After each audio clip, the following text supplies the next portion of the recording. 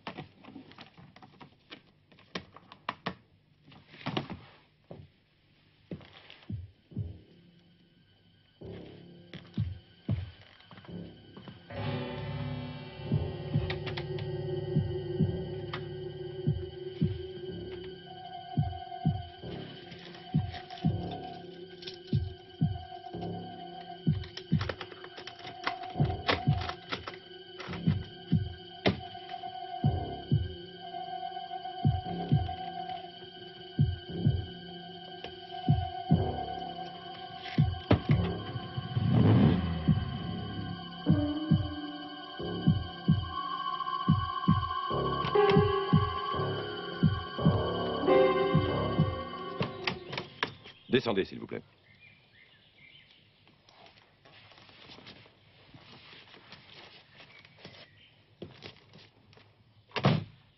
Qu'est-ce qui s'est passé? Qui a tiré là-bas? Quand vous savez qu'on a tiré dans... Tournez-vous.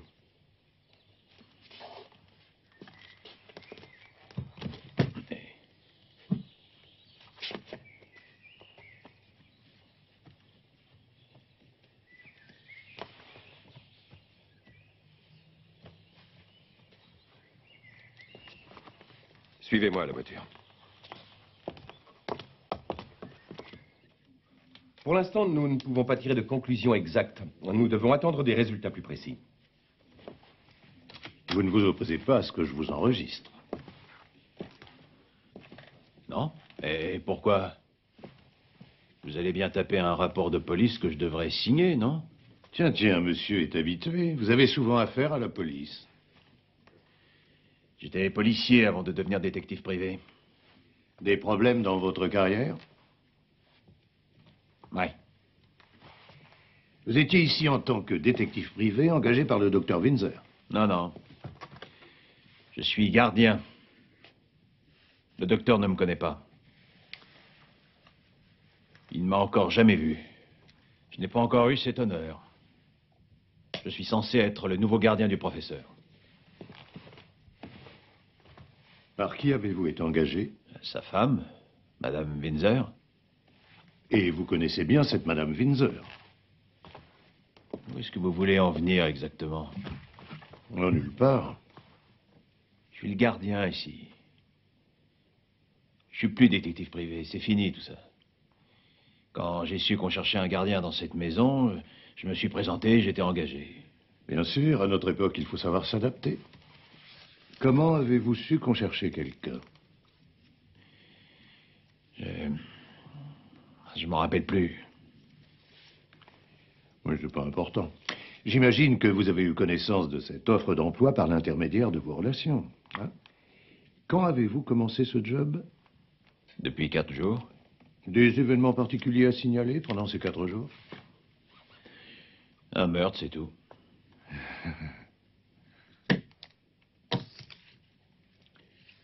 Qui vit dans la maison? Madame Windsor. Mais elle est partie hier pour voir une amie en Suisse. Son adresse? Vous étiez donc seul dans la maison hier soir? Pas exactement. J'étais dans mon appartement au fond du jardin, là-bas. Je vais vous dire quelque chose que vous allez découvrir. L'arme que vous avez trouvée, celle qui était près de la victime, c'est la mienne. Et vous la rangiez où, cette arme? Dans ma chambre, dans un des tiroirs de l'armoire.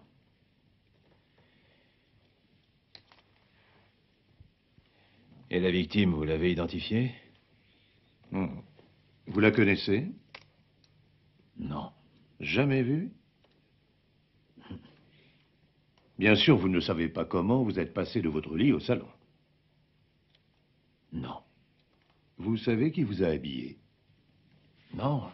Le médecin n'a constaté aucune blessure sur vous. Seulement cet affreux mal de crâne. Savez-vous pourquoi cette porte qui est ouverte d'habitude a été trouvée ce matin mystérieusement fermée? Quand vous avez fait votre ronde cette nuit, elle était aussi fermée? Oui.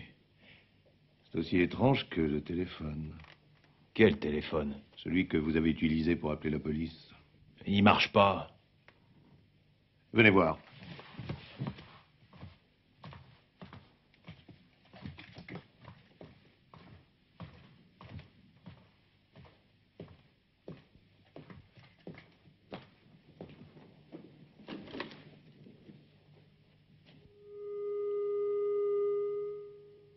Vous l'avez déjà fait réparer. Non, il fonctionnait quand nous sommes arrivés. Je peux téléphoner? Et à qui? À mon avocat. Allez-y.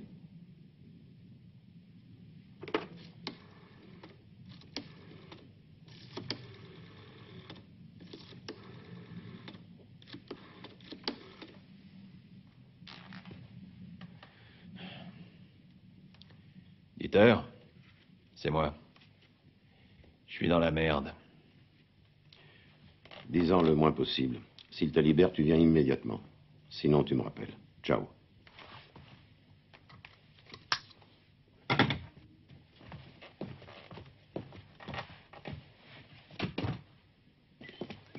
Vous avez déclaré être monté dans votre voiture pour aller à la cabine la plus proche pour appeler police secours.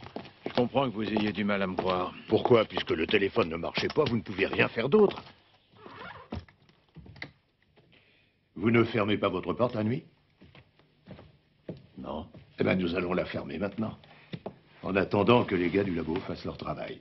Ils vont aussi inspecter votre voiture. Ils auront fini ce soir. Dites-moi, vous avez un autre appartement?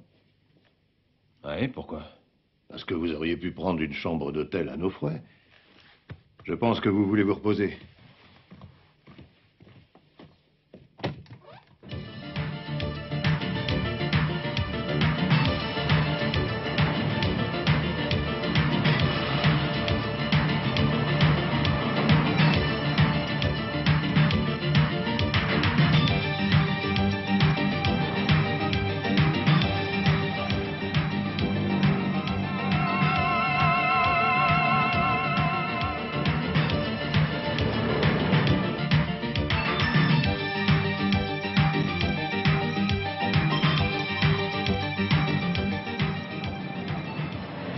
Le bureau de Monsieur Peters, s'il vous plaît.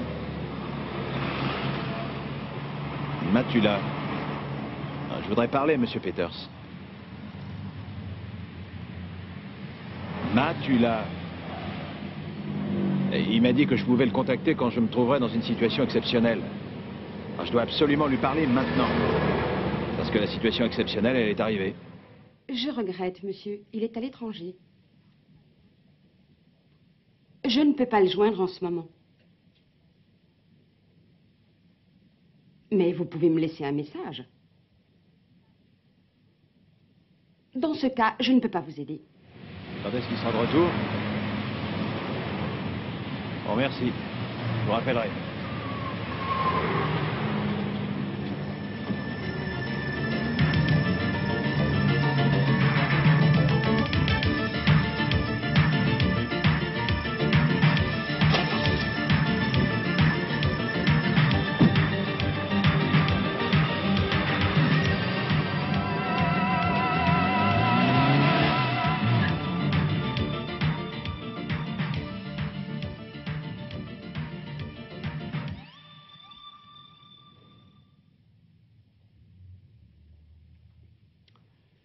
Alors, explique-moi, c'est qui le docteur Windsor?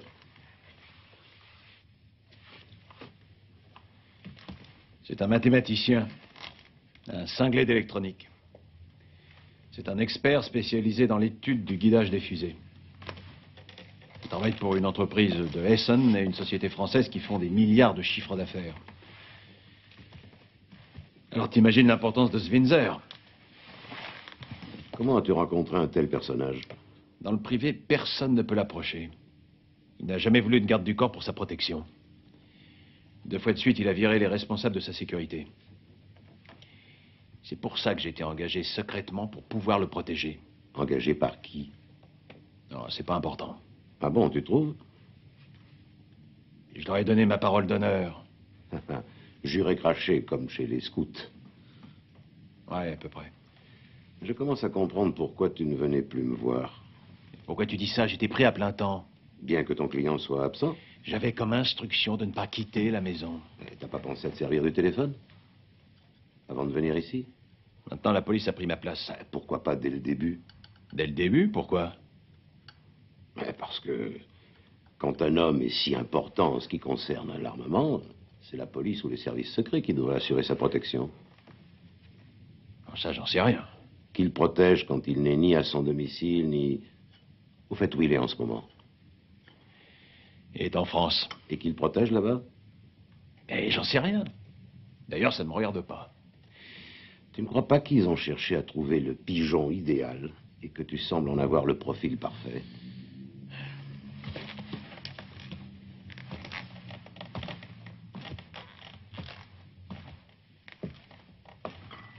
D'habitude, tu veux toujours tous les détails avant de commencer un boulot pour moi.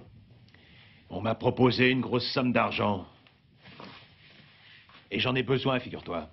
Oui, tu cumules les salaires. Premièrement, tu es payé comme gardien par Windsor et deuxièmement par la mystérieuse personne qui t'a engagé comme garde du corps. Qu'est-ce qu'il y a d'illégal là-dedans? Tout dépend de ton contrat de travail et de la façon dont il est rédigé, précisément. Je peux le voir? Il n'y a pas de contrat. Bizarre. Et comment tu te serais débrouillé pour les impôts? Dieter, je crois que j'ai mis les pieds dans un sacré merdier. Ça, oui. Plus la fraude fiscale. L'homme a été assassiné avec mon arme, et je... Et toi, comment t'es-tu retrouvé tout seul sur le lieu du crime? Tu peux me fournir une réponse? Dis donc, le commissaire s'est aperçu que tu avais une chaussette à l'envers.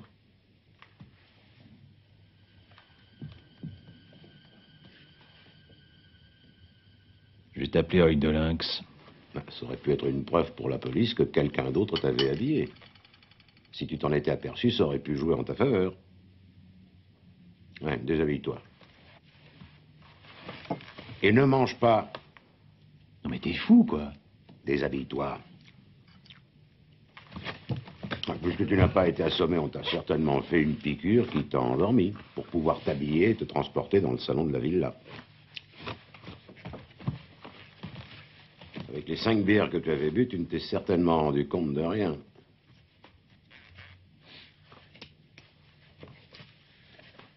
Le pantalon. Je ne comprends pas pourquoi la police t'a laissé partir. Ah, là est un petit hématome, à l'endroit de l'injection. Ils ont dû utiliser de l'éther. L'explication du mal de crâne. Bon, ben tu peux te rhabiller. La police a dû faire semblant de me relâcher. Qu'est-ce que tu crois qu'ils font, les 2 gars qui sont dans la bagnole rouge, là, en face de chez toi?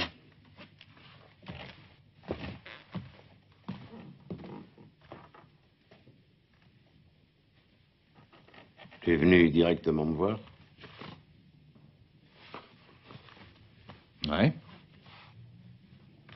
Laisse-les te filer. Et ils vont prendre confiance en eux. Et tu sais ce que tu vas faire? Je vais me reposer quelques heures. Faux.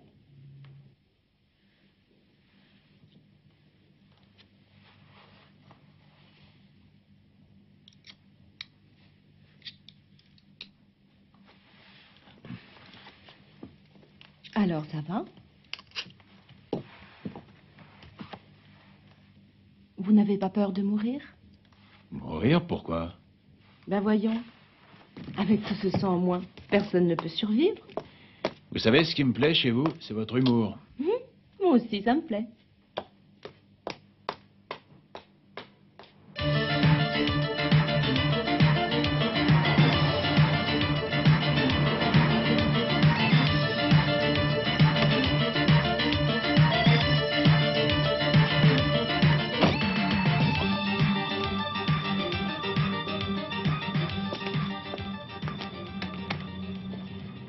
Bonjour, monsieur Matula. Bonjour, Madame Meissner.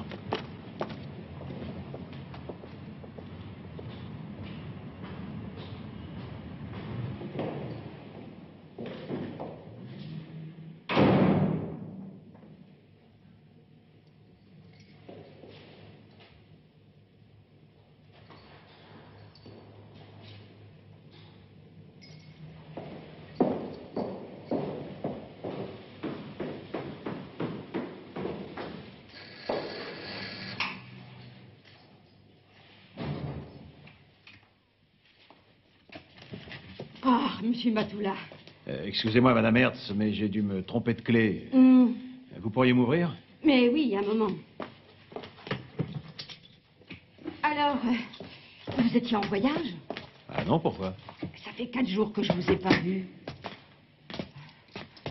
En tout cas, vous n'avez pas l'air en forme. Une femme?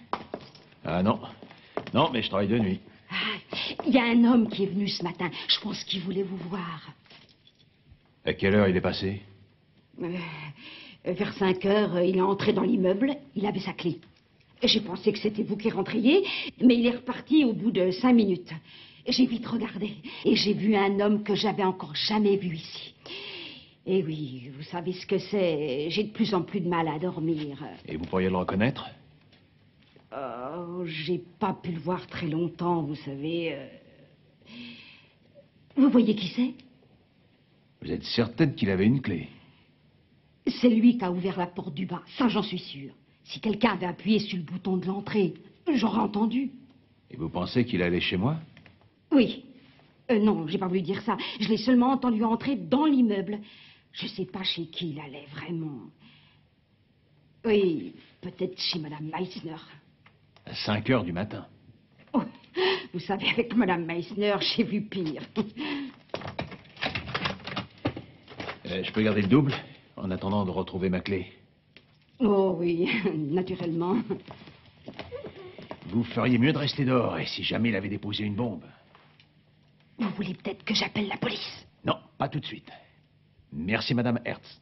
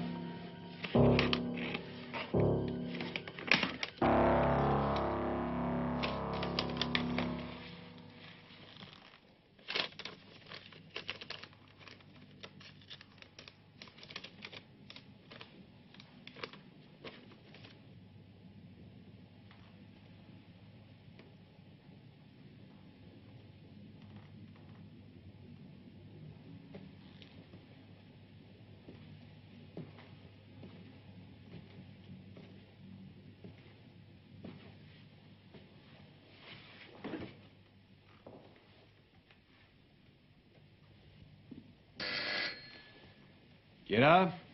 Police. Ouvrez la porte, s'il vous plaît.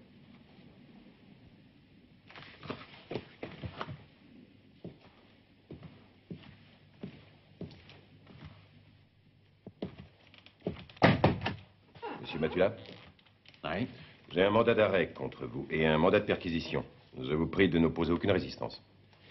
Je suis fatigué, j'ai pas envie de me battre. Entrez.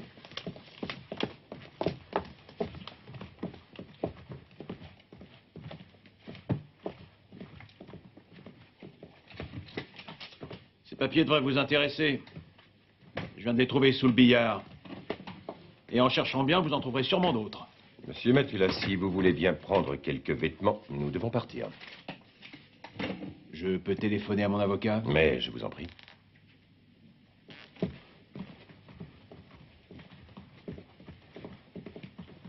Quel numéro? 43 97 11.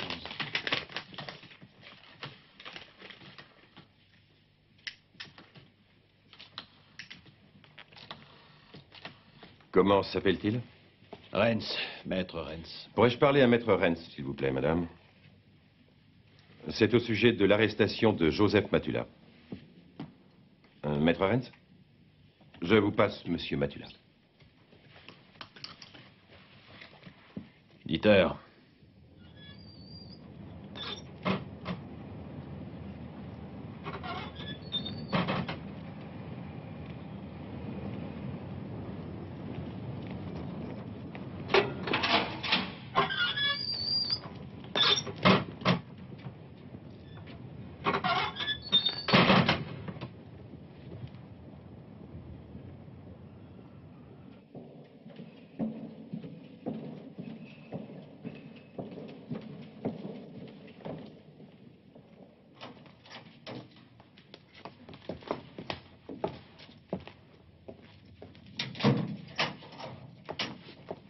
Hé!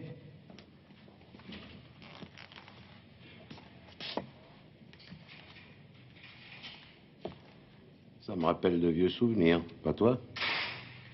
De temps en temps, la prison me manque. C'est un peu ma deuxième maison. Tu viens, on y va. Non. Je crois que cette fois-ci, ça va devenir ta résidence principale.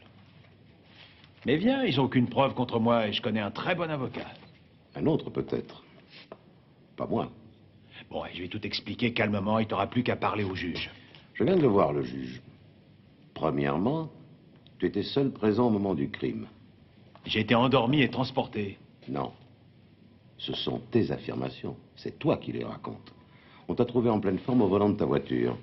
Ça ressemble beaucoup à une fuite. Je voulais trouver une cabine téléphonique. Alors qu'il y avait un téléphone dans la maison. Il ne marchait pas. Urban nous a montré qu'il fonctionnait. Tu as parlé avec Urban? Il était dans le bureau du juge. Urban est le contraire d'un flic qui se précipite. Il est ambitieux, fouinard et malin. Tout ça n'est pas à notre avantage. Pourquoi? Puisque je suis innocent, il vaut mieux un flic intelligent qu'un tocard qui dort. Théoriquement, oui. Pratiquement, non. Et c'est quoi le deuxièmement? Le pistolet. L'homme a été assassiné avec ton pistolet. Bien sûr, puisque je l'ai dit à la police. Mais savais-tu qu'il y avait aussi tes empreintes sur la crosse du pistolet? Et que les tiennes?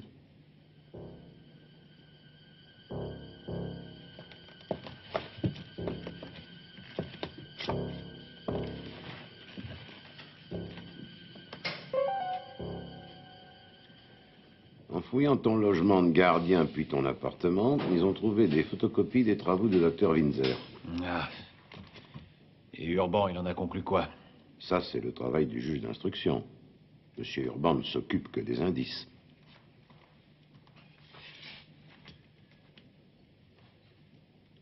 Ça veut dire que je dois rester ici en attendant le jugement? Le juge pense que tes premières déclarations étaient pour le moins confuses. Mais c'était la piqûre! Le labo, il a fini les analyses? Demain. Bon, alors j'attendrai jusqu'à demain. C'est qui la victime? La police prétend ne pas l'avoir identifié. Et ça, j'ai du mal à le croire. Je suis sûr que tous les gens qui travaillent pour l'armement sont suivis de près par les services secrets. Ça voudrait dire quoi? Que tu as affaire à des professionnels, très entraînés et qu'ils ont certainement des moyens financiers illimités.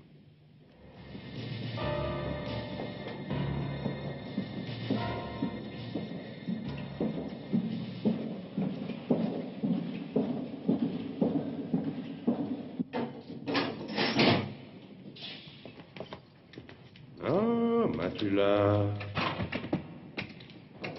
Je pensais que ton ami était venu te chercher. Comment je dois prendre ça? C'est le coup de foudre, hein? Tu peux plus te passer de moi.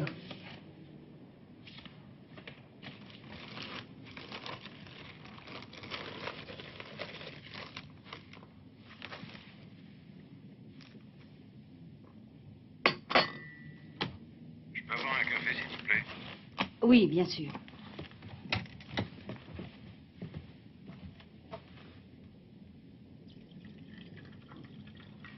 Merci. Je viens juste de finir de lire les journaux. Ils écrivent que l'assassin présumé est derrière les barreaux. Vous pensez qu'ils parlent de M. Matula? Présumé ne veut rien dire du tout. Pourriez-vous m'appeler la rédaction de ce journal? Demandez monsieur Kirsch. Oui, tout de suite.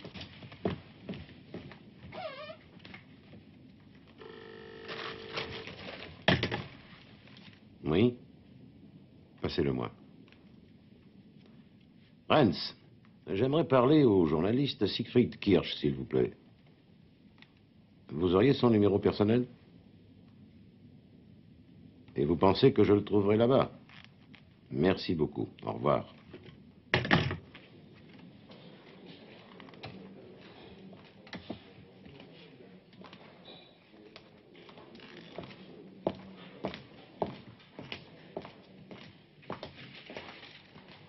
Excusez-moi, je cherche Monsieur Kirsch.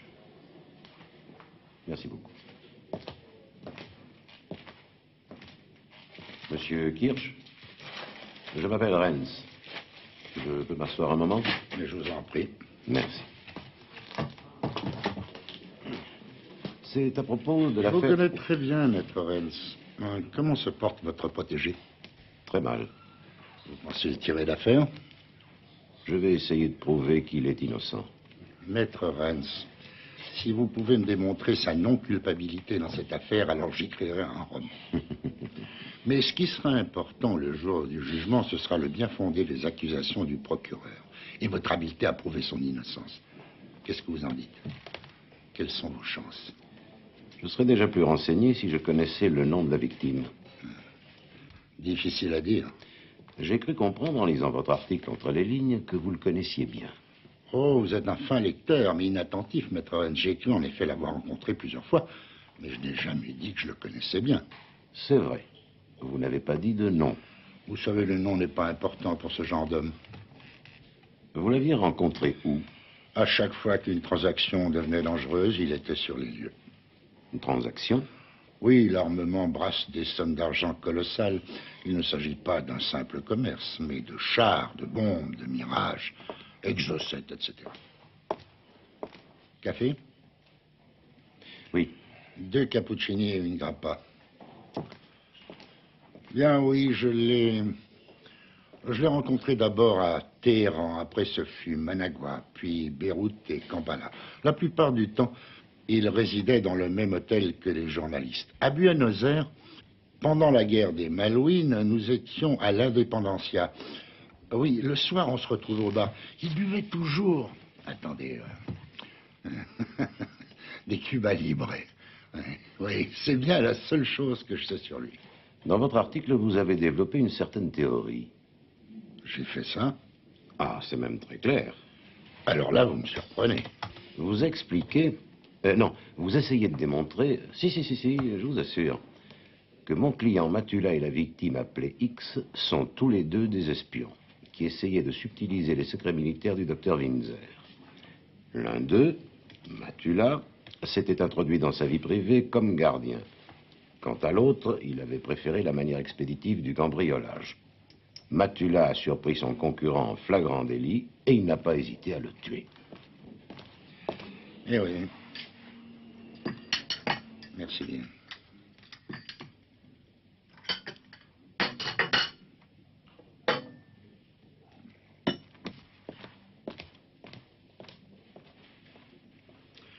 Intéressante, votre théorie. Ah non, c'est pas la mienne.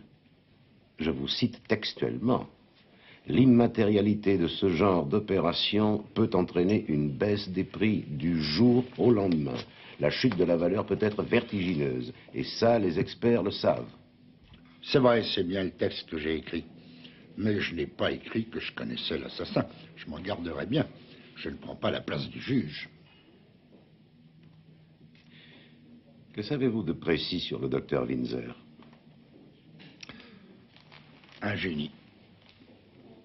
Excentrique. Toujours mêlé à des épopées amoureuses connues. Si je devais élucider un mystère sur cet homme, je commencerais d'abord par me renseigner en questionnant certaines des femmes qu'il a connues. C'est son unique faiblesse, mais à votre place, je chercherai la femme. La femme, maître Renz. Monsieur Kirsch, téléphone. Si vous voulez bien m'excuser. Je suis très heureux d'avoir fait votre connaissance.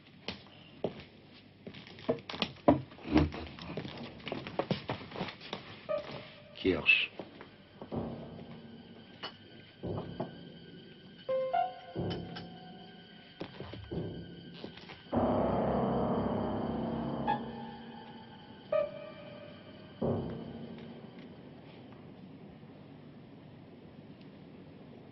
À quoi tu penses, Matula?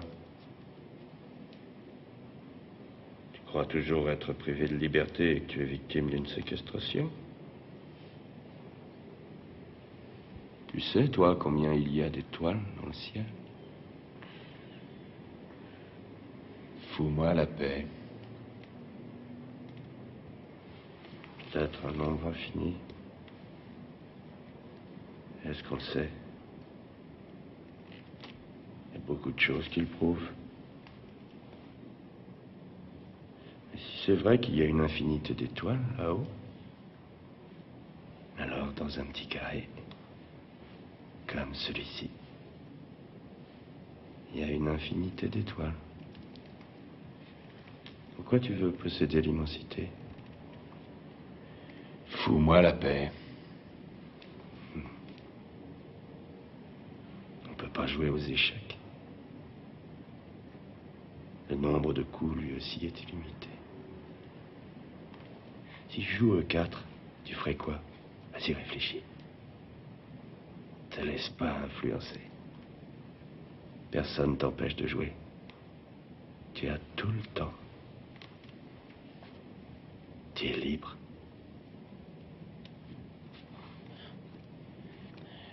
Ah oui, et si je veux une bière, comment je fais? Je sais ce que tu essayes de me dire, Matula. Tu crois vraiment que c'est différent dehors? Par exemple, si tu veux voler, tu crois que tu as le pouvoir de le faire?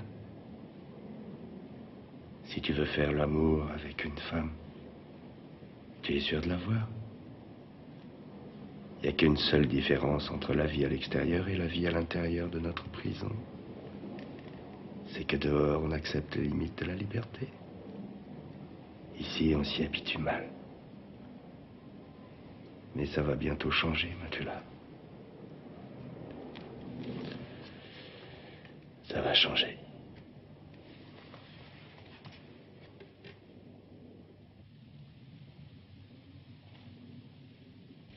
Ah, joli coup, monsieur le procureur.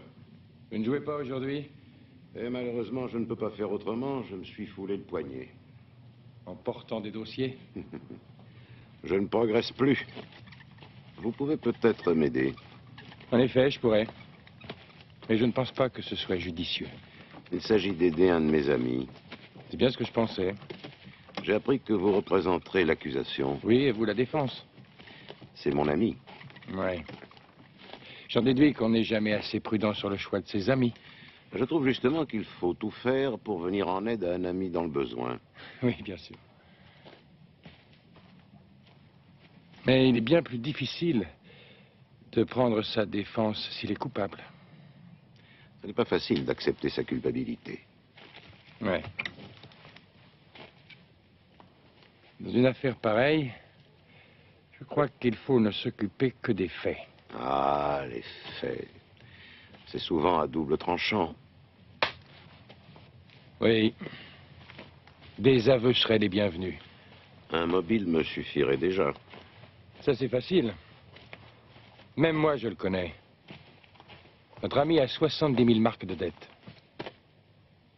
Il s'est porté garant d'une amie à lui qui avait souscrit de nombreux crédits. Cette femme s'est envolée avec l'argent pour laisser place aux huissiers de justice. Un fantastique geste. Oui. Une bonne position de départ. Mais l'arrivée doit être dans le trou.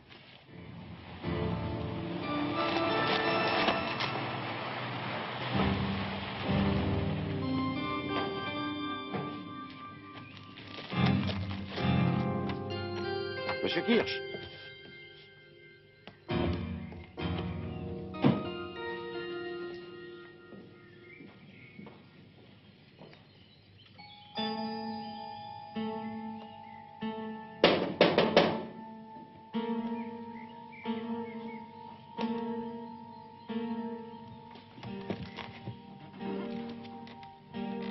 Y a quelqu'un?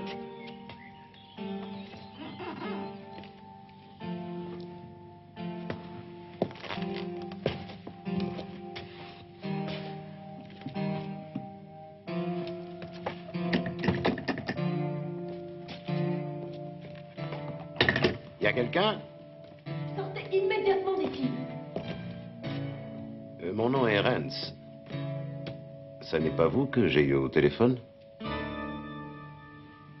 Excusez-moi, s'il vous plaît. J'avais complètement oublié notre rendez-vous. Je viens d'avoir une discussion très désagréable. Je suis encore un petit peu nerveuse. Ah bon, vous n'êtes pas seul. Je vous dérange. Oh, non, non, non, non, non, non. Non, c'était une conversation téléphonique avec mon mari. Venez, nous allons passer au salon.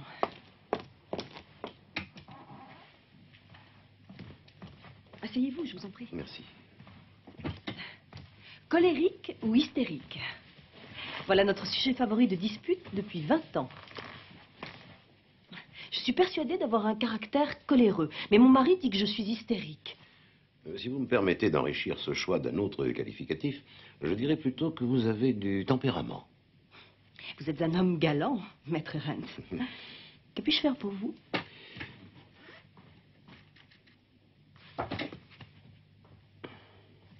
Je vous présente ma fille, Nathalie.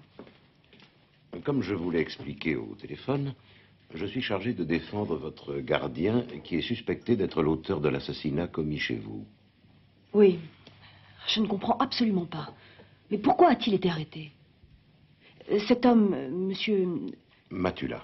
Oui. Ce monsieur Matula a été engagé comme gardien chez nous. Ce qui veut dire qu'il était aussi responsable de la sécurité et de l'ordre de cette maison. Ce qui est important puisque nous étions tous partis en voyage. Il a surpris un cambrioleur en flagrant délit. Ce voleur était en train de vider le coffre-fort de mon mari et il lui a tiré dessus. Je trouve ça formidable. Bien sûr, formidable n'est pas le mot qui convient. Finalement, un homme a trouvé la mort, mais je pense qu'il n'a fait que son devoir. Il était payé pour surveiller la maison.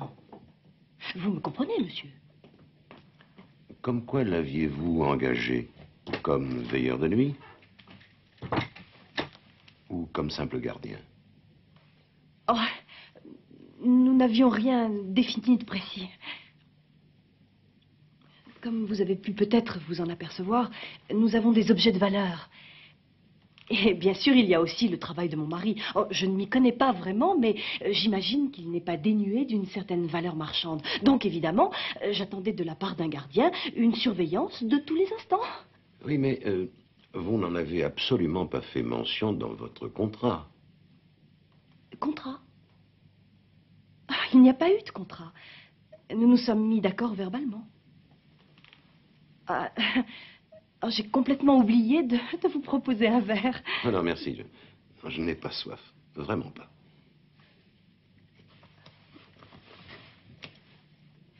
Vous savez, c'est moi qui ai engagé M. Matula. Oui. Je dois vous avouer que les raisons majeures qui m'ont fait choisir cet homme sont nombreuses. Je trouve que Monsieur Matula inspire la confiance. C'est un homme sportif, très viril, plein d'énergie et surtout très travailleur. Je me sens souvent seule dans cette grande maison. Il m'arrive d'avoir peur. Votre mari est assez souvent en France. Oui. Et votre fille est rarement avec vous. Rarement, oui. J'imagine que vous êtes heureuse qu'elle soit ici en ce moment. Elle ne reste pas longtemps. Elle reprend l'avion dès ce soir. Pour la France? Pendant la fameuse nuit, vous étiez chez une amie à Zurich, je crois. Oui. Oui, j'ai déjà tout raconté à la police. D'ailleurs, ils ont tout vérifié. Bien. Madame Windsor, je ne voudrais pas vous déranger plus longtemps. En tout cas, je vous remercie de l'intérêt que vous portez à mon client. Quand vous le verrez, je veux dire, si vous lui parlez, saluez-le de ma part. Et aussi dites-lui qu'il n'est pas licencié. Notre contrat verbal tient toujours.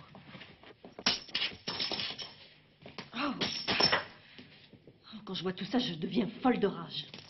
Après votre mari? Bien sûr. Et il n'y a qu'avec lui que j'ai ce genre de rapport.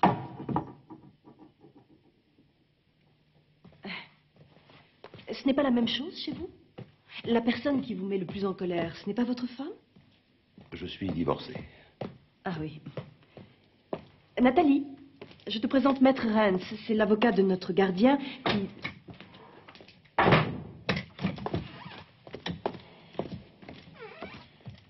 Je trouve ça vraiment dégueulasse. Moi aussi. Je te remercie, ça fait 3 jours que t'es pas venu me voir. Tu veux que je te dise, je crois que t'es incapable de me sortir de ce trou. Moi aussi, j'ai été étonné en apprenant que tu t'étais de porter garant. 70 000 marques pour une inconnue, et j'apprends ça par le procureur. Pourquoi il t'a dit ça? Ça, c'est une bonne question. Tu préférais peut-être qu'il attende le jour du procès? Je t'en ai pas parlé parce que j'étais sûr que tu m'aurais prêté cet argent. Ça, je n'en suis pas si sûr.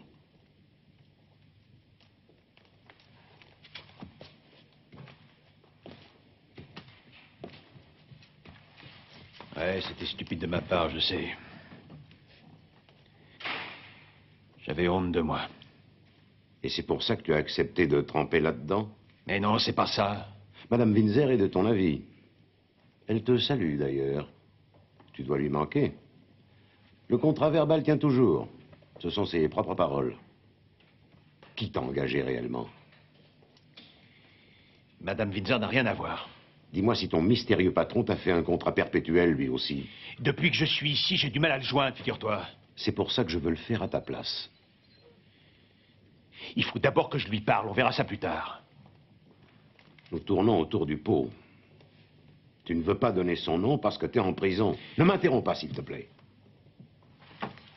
Et moi, je ne peux pas te faire sortir si tu ne poses pas les cartes sur la table. Mon patron sait bien que tous les deux, on est amis. Il m'a demandé expressément de ne jamais parler de nos affaires. Et ça, spécialement avec toi, Dieter. Oui, mais à l'époque où tu t'es engagé, la situation était différente.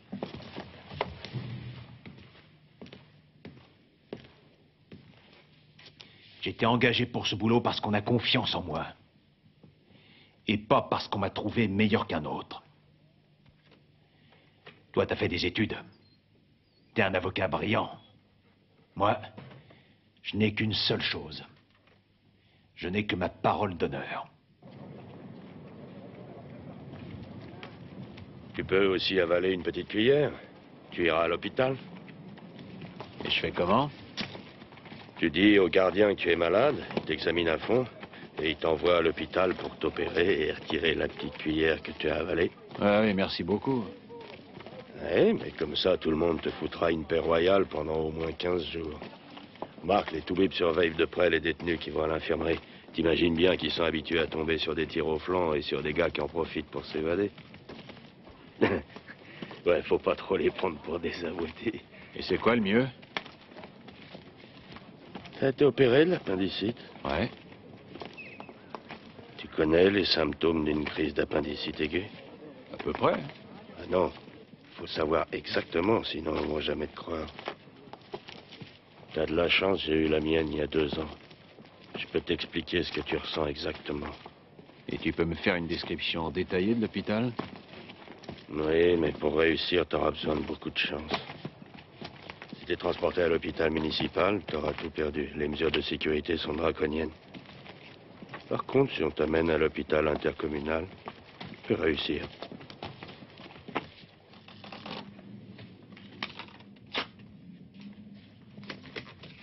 Je ne peux que vous déconseiller de vendre en ce moment. À la limite, vendez les actions. Mais à votre place, j'attendrai. Les fluctuations du marché américain me forcent... Je ne veux rien vendre du tout, mais emprunter. Je voudrais savoir combien d'argent liquide vous pouvez me donner tout de suite. Sur les plus-values de vos actions, 30%, et quant à vos obligations, environ 75%. Combien?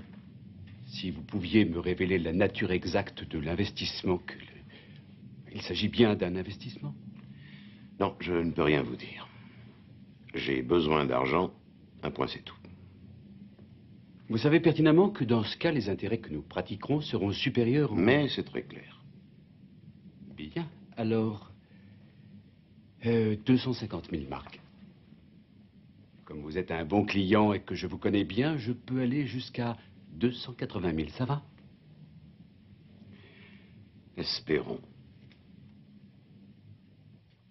Nous sommes dans l'obligation de croire que l'accusé n'a pas agi seul. Pour l'instant, rien ne dit que nous avons affaire à une bande. Écoutez-moi, maître Renz. N'essayez pas d'interpréter différemment mes conclusions. Je ne viens pas de vous dire que le meurtre avait été commis par plusieurs assassins. L'homicide, si vous voulez. Je parle de toute la structure d'espionnage à laquelle nous sommes confrontés dans cette affaire. Dans ce genre d'activité criminelle, le tueur est rarement seul. Monsieur Matula n'a pas agi sans commanditaire, ni informateur et complice de toutes sortes. Hypothèse. Oui, bien sûr. Mais elle est plausible. Je dirais même vraisemblable. Et logique, mon hypothèse. Il suffit de bien regarder l'accusé. Ce n'est pas un homme de décision. Je le vois mal, seul contre les puissances de l'armement international. Mais de quoi parlez-vous, monsieur Arendt? Oui, monsieur le procureur, ce n'est pas votre plaidoirie. Je suis au cœur de notre affaire et je peux vous donner 2 raisons valables de refuser la liberté provisoire. La fuite organisée et le risque de collusion. Je pense qu'une fois que monsieur Matula sera libre, il fera les choses suivantes. Petit A, prendre contact avec ses supérieurs immédiats. Expliquer. Attendre les instructions. Puis, petit B, préparer avec ses complices sa fuite et sa disparition dans un pays quelconque. Il y a même une autre possibilité, C, qui arrive fréquemment dans ce genre de situation, c'est que ses supérieurs estiment que Matula en sait trop et qu'il doit disparaître de façon définitive. Dans ce cas, le tribunal qui aurait accordé la liberté provisoire serait responsable. Je vous comprends, mais M. Arendt parle en termes qui, malheureusement, n'existent pas, la détention préventive. Comme vous voulez. Limitons-nous aux 2 premières possibilités, A et B. 2 éventualités qui ne sont fondées pour l'instant, et vous le savez, qu'uniquement sur vos hypothèses, monsieur le procureur. L'existence d'un réseau. C'est possible, mais pour vous opposer à la liberté conditionnelle, vous devrez me fournir des explications plus claires. Et surtout des preuves. Monsieur Matula, qui vous a engagé pour travailler chez Madame Windsor? C'est Madame Windsor qui m'a engagé comme gardien. Je me sens mal. Excusez-moi, je pourrais avoir un verre d'eau? Apportez à boire à monsieur, s'il vous plaît. Et n'oubliez pas de refermer la porte derrière vous.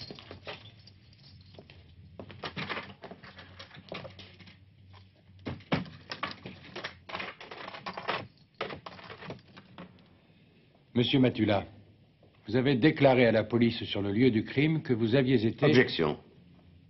Mon client avait été anesthésié avant le crime. Oublions le danger de collusion. Revenons au risque de fuite. Monsieur Matula n'a pas de famille et pas d'emploi fixe. Il travaille chez Windsor. Arrêtez, maître Renz. Donc, il n'a pas d'emploi fixe, pas de biens propres. Au contraire, il a des dettes énormes. Et c'est pour cette raison que je vous affirme qu'il s'enfuira pour ne pas comparaître le jour de son procès pour homicide. Nous proposons une caution. De quel montant? Monsieur l'avocat, quel est le montant que vous nous proposez? 200 000 marks. Je proteste. La caution minimum est d'1 demi-million.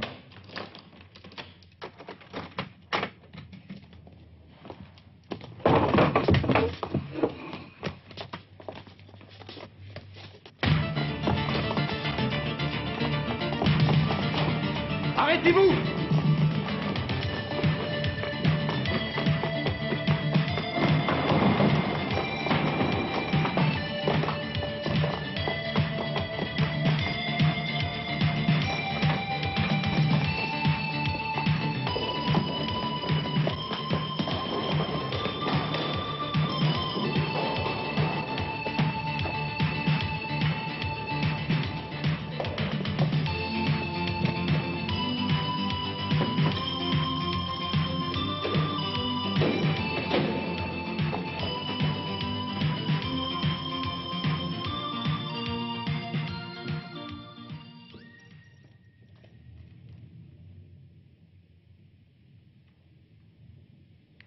Voulez-vous toujours nous proposer une caution, maître Renz? En tout cas, le plus important, ce n'est plus de trouver des preuves, mais de réussir à l'arrêter de nouveau.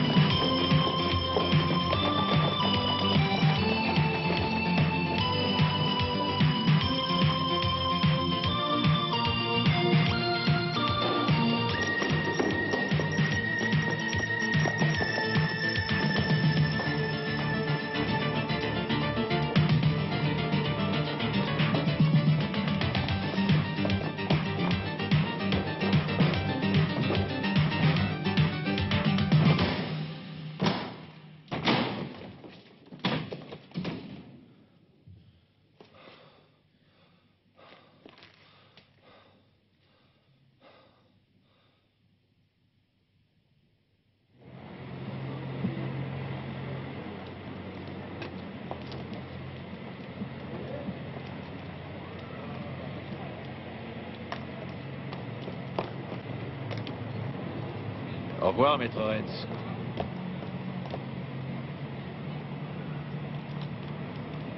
Tout est en ordre. Merci, monsieur.